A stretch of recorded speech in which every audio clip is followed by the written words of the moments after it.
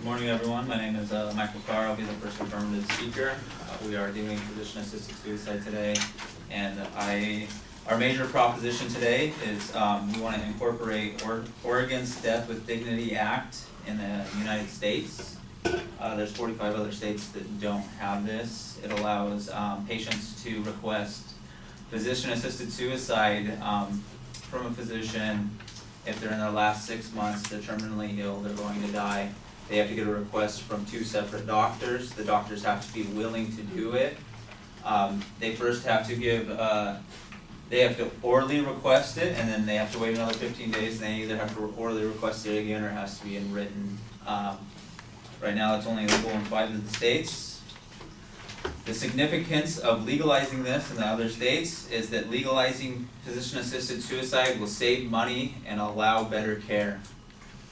PAS would save the government and family money. According to NYNL,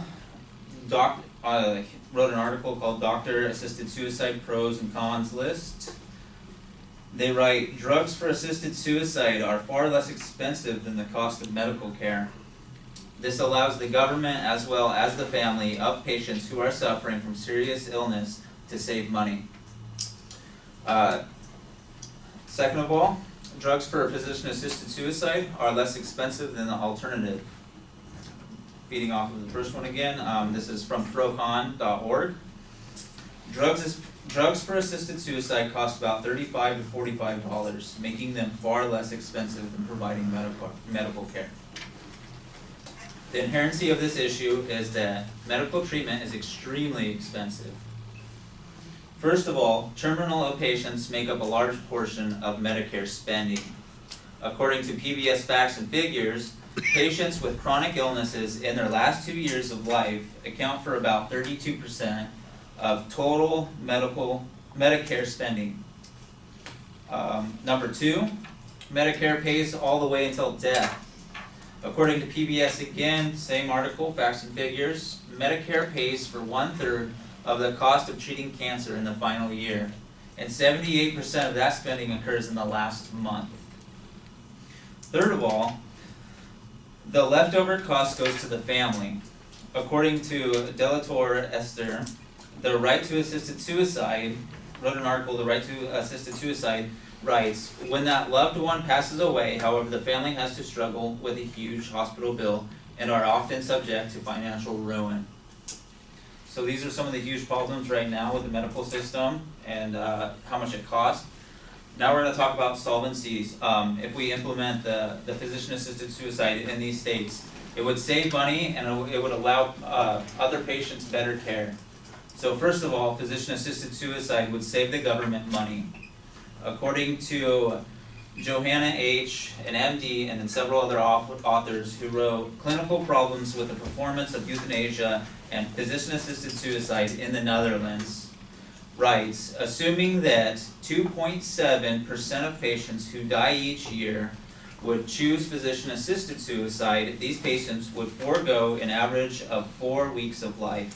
And the medical cost in the last month of life for each patient who dies are $10,118, and this was estimated in 1995. We estimate that legalizing physician-assisted suicide and euthanasia would save approximately $627 million in 1995. In $1995 is what it says.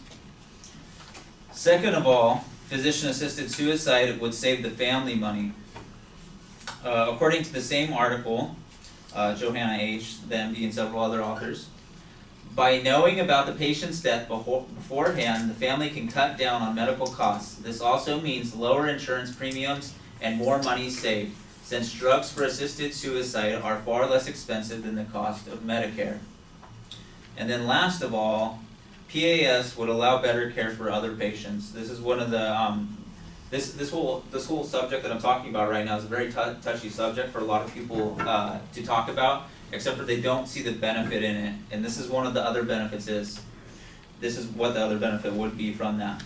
PAS would allow better care for other patients. According to MD Health, physician-assisted suicide pros, in the article it says, if someone decides to end their life, the hospital resources can be rather used to serve the savable patients so as to increase the chance of survival as a whole and thus decrease the death rate.